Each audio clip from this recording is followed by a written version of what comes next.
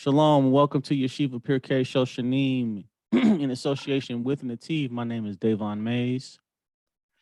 And I'm Tiaho Borko. And we are dealing with B'nai Noach, Africa. And today we are going to deal with Mashiach. So, Tiho, do you need to be able to share your screen? Go ahead, you should be good. Okay, cool. Share.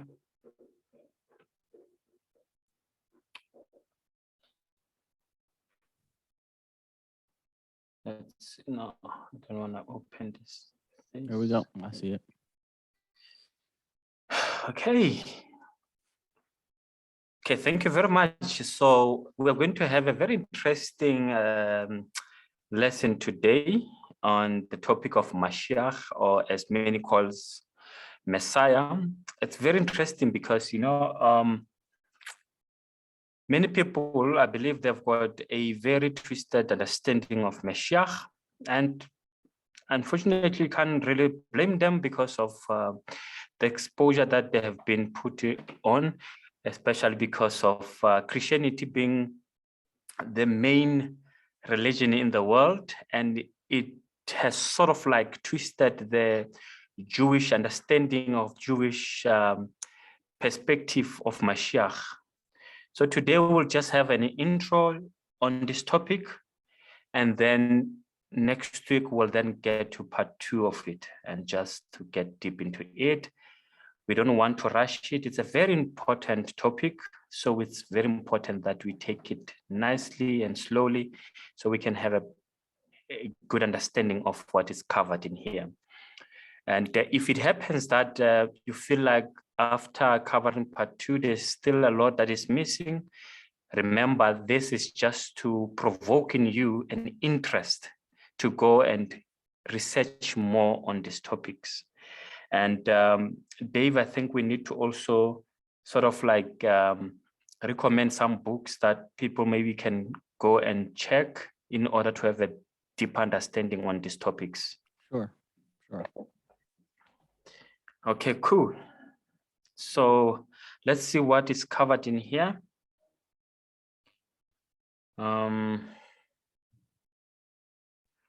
Okay. You see there it says Messiah 1. You will see that in the Jewish understanding of their scripture, there are 2 Messiah. There's Messiah, there's Mashiach ben Yosef and Mashiach ben David. So many times when people talk about Messiah, they are actually referring to Mashiach ben David. But let's just start. Let's see what is covered here, and we'll give more information where necessary. Introduction. The pre-Messianic era. Messianic era and identity of Messiah himself are complicated and often misunderstood topics that involves number of people and process of unfolding events. While the grand details are known with certainty, specific elements must remain speculation until the actual time comes. In this lesson, we will review the facts and questions regarding the coming of Messiah. Pre-Masonic era. So here we are talking about the things that needs to take place before Messiah comes, right? That's why we say pre-Masonic era. Numerous scriptural prophecies, Midrashim, and other sources tell us that as the time of Messiah draws near, the world will experience changes and upheavals. Many of this will be positive, while others, unfortunately, will be devastating. So when we look at Isaiah 59, verse 15, it says, truth will fail. The Talmud explains this word, nederet, as also related to the word for flocks. The implication of the verse is that the truth will fail because the Torah. Let's see again. The implication of this verse is that the truth will fail because the Torah world will be divided into various groups or flocks, each of which will claim the truth for its own. True Torah and faith will become indistinguishable from that which is false.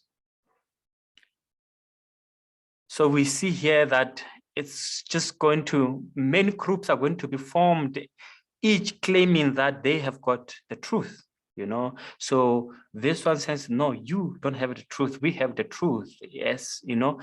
And those are some of the signs that will be manifested just before the Masonic era. And it will be very difficult to distinguish between the truth of the Torah and the false teachings. So one has to apply himself or herself fully in order to be able to separate between the false and the truth. Atheism will engulf the world, and religious studies will become despised in the era preceding the Messiah. The Jewish world will not be spared from this calamity. Many Jews will abandon the Torah and their faith as well. However, the wise will recognize that this torrent of disbelief is a test and that they must remain firm in their faith. This is interpretation of the verse. Let's see there. The verse is Daniel chapter 12, verse 15, that says, many shall purify themselves, make themselves white and be refined, but the wicked shall do wickedly, and none of the wicked shall understand, but they that are wise shall understand. The wise shall understand. Yes, Dave? Just real quick, touching on when you talked about how the Torah will be divided up into flocks and everybody will claim to have the truth for themselves. There's a verse in Proverbs that says, when there is no revelation, happy is he who keeps the law. So even though we don't have a prophet, we don't have like that direct authority to Hashem, like, you know, the people had back in ancient times. Sure. If you keep the law, if you know your Torah, like David says, when you have your Torah, when you know exactly what to do, when you have a righteous rabbi, if you have questions, like in Deuteronomy 17, it says, if you can't make sense of something, you go to the priests or the judges in those days. Happy is he who keeps the law when there is no revelation. Yep. Thank you very much. So let me repeat the verse again. Many shall purify themselves, make themselves white, be refined, but the wicked shall do wickedly, and none of the wicked shall understand, but they that are wise shall understand. So the wicked don't have understanding. They look at these ones that eventually have understanding of what's happening, and they laugh at them. I'm like, you are crazy. Why would you live your life like that? Do you think there's God? You know, and that's why on top it says, it says here, where is that? Atheism will engulf the world. Is that where he's going? Yes. It says atheism will engulf the world, and religious studies will become despised in the era preceding Messiah. So they'll look at you and say, you're wasting your time. You could be, you know, studying something beneficial to you and the world at that time. But because they lack understanding, this is nonsense to them. There are many who are far from Torah and the truth, however, who will see what is happening and realize it's important. Oh, and okay, who will see what is happening and realize its import. They will return to God, yet they will suffer ridicule for abandoning the norms of secular culture. This is the meaning of the verse, Isaiah 59, verse 15. He who departs from evil will be considered a fool. So I think that's what we're talking about now, that they will ridicule you. They will think something is not right in here. So social and national upheaval decline. This decline in religious unity will be partially the result of general global decline in values, morals, and important social institutions, because change will advance so rapidly, parents and children will experience the world on radically different terms. As a result, there will be no respect for the elderly or the one's parents. Governments will become godless and economies will fail. And I think we are starting to see this kind of things in the world now. It says this will all be accompanied by sudden increase in the world population. And this will be time of tremendous strain. Midrash states, 1/3 of the world's suffering will come in the generation before the Messiah. Did you know that? Like, I read this, I was like, wow. And take into consideration what is happening now in Europe with this war. It's not only in Europe, I mean, Middle East and other places, in Africa here, there's a lot that is happening, and all these things, we need to be very, very careful. It's coming from every direction. Yes. Yes. According to some recent authorities, there will be an explosion of secular and scientific knowledge before the coming of Mashiach. This is understood from passage in Zohar in the 600th year of the 6th millennium. The supernal gates of wisdom and the lower wellsprings of wisdom will open. This will prepare the world to enter the 7th millennium, just as the man prepares for the Sabbath before sunset. I should have taken my classes. This writing here, it's a little bit difficult for me to read. Yeah. Yeah. Okay. So let's continue. Let's continue with this interesting topic. This prophecy establishes Hebrew year 560.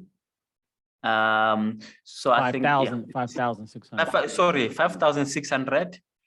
1,839, 1,840. So I think this was written in 2017, right?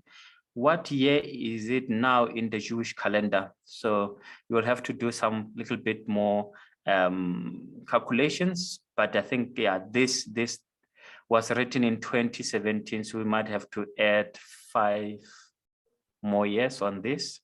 As the state of the new era in the human knowledge. Oh, okay, no, let's read again. This prophecy established the Hebrew year 5,600, 1839, 1840 as the start of the new era in the human knowledge. Though we cannot tie this so hard to any specific event in that year, it does not correspond to the onset of the scientific revolution and modern technological era. Okay, I see now. We don't have to. I misunderstood. That's just referring to what the Zohar was talking about. Yeah. Yeah, our sure. year. Yeah. Okay, so on this topic of pre-millennial, pre-Masonic era, there are a few things that needs to happen. I think now that's where we sort of like go through them, and then let me just check here.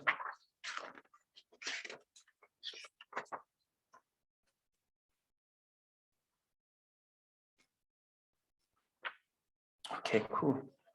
Okay, we will actually go deep into each part, all the things that needs to happen before Mashiach ben David actually comes. But let's just continue here. The ingathering of exiles. It's one of the most important checklist. One of the checklists that needs to happen as part of the Masonic era. So it says here, he will gather the dispersed of Israel. And then it says Psalms 147 verse 2, God will then bring back your remnant and have mercy on you. God, your Lord, will once again gather you from among all the nations where he scattered you. Deuteronomy 30 verse 3.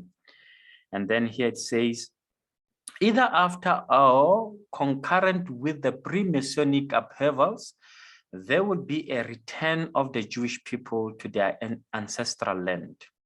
The unfolding of this process, whether gradual or sudden, miraculous or natural is uncertain. However it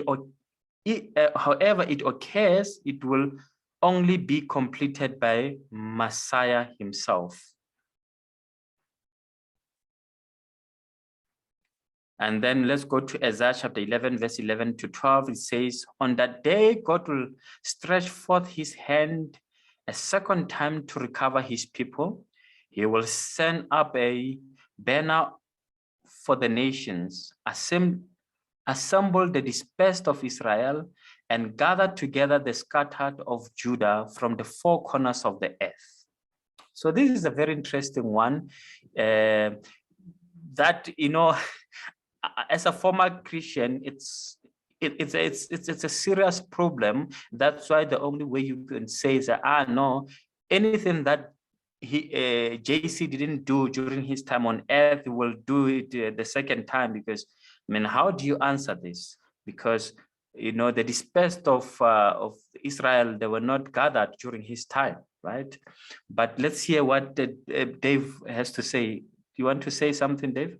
Yes, I think we definitely have to unpack these verses. I think this is a good stopping point because in the next lesson, I think, can you scroll up just a little bit back to the very right there? Okay, so when it says he will gather the dispersed of Israel, and then Deuteronomy says he will bring back Isaiah 11. Again, everything is talking about a gathering, a gathering. We see multiple verses talking about this gathering of Israel.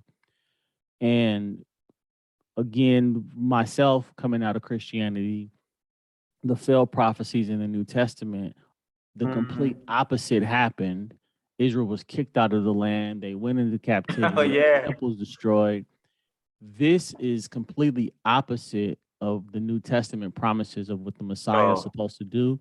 And I think if we go through Isaiah 11 verses 1 through 12 individually, we can see the multiple failures and how they had to constantly move the goalpost to clean up the mess that Paul preached, because Paul was talking about an imminent return. Jesus spoke of an imminent return. None of these things took place.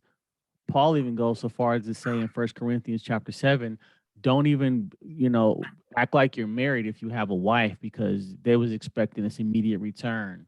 Jesus said, before you go around the towns of Israel, I'm going to come back, so the James chapter 1 verse 1 says he's speaking to the 12 tribes that are scattered. Well, we see right here, it says God will bring back your remnants and have mercy on you. God, your Lord, will once again gather you from among the nations where he scattered you. James is telling you, he's addressing the 12 scattered tribes. What happened?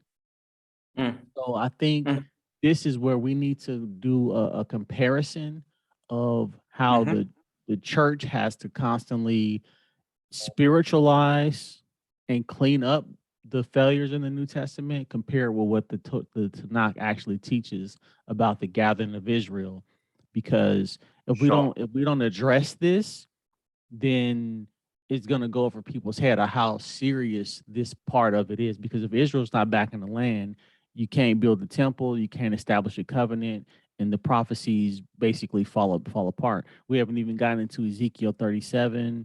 Like, there's so many things that talk about the gathering of Israel and the rebuilding of the temple. Yeah, I mean, there's so much. Even the nations going to Israel to learn Torah in Isaiah chapter 2. The nations going to Israel to celebrate some of the feasts in Zechariah 14. Sure. Yeah, so I think this is a good. We'll actually cover that. Sure, we'll actually go deep in those things in the second part of the Mashiach lesson. Yeah, it's going to be very interesting. I think again maybe we need to also sort of like have a discussion about the 12th tribe of Israel, the 10 of them being scattered around the world, and when did this thing happen? The just 10 lost tribes. Yeah, just to give people just an intro on this thing and not to assume that everyone is aware of the dispersed of the 10 tribes. Right, right. So I think in part two, we'll do a deep dive in just the actual Tanakh. We'll definitely use this as a reference point, but this will be a good discussion next time because we can because Isaiah 11, 1 through 12 is very crucial to what we are to expect to see. And Mhm. it's real easy to spiritualize things. And what's interesting is it says in the book of Luke that the kingdom comes without observation. Because the Pharisees was asking Jesus, when are we going to see this kingdom? He said, well, it's within you, right? But the Tanakh doesn't tell Mm, you that. We're physically mm, going to see a different world. We're physically going to see sure. the Messiah sitting on the throne of David. We're physically going to see peace in the world. It's not something to your own interpretation in your mind, how you're going to see it yourself, and this person is going to see it differently. No, this is going to be a physical change in the world. The knowledge of God will be around the whole world. It's going to be a different world. So, yeah, we definitely have to do Yeah, a deep dive on this. And sure. yeah, so we can stop there, and we will see you guys next week, and we'll continue. Thank you very much. All right, shalom.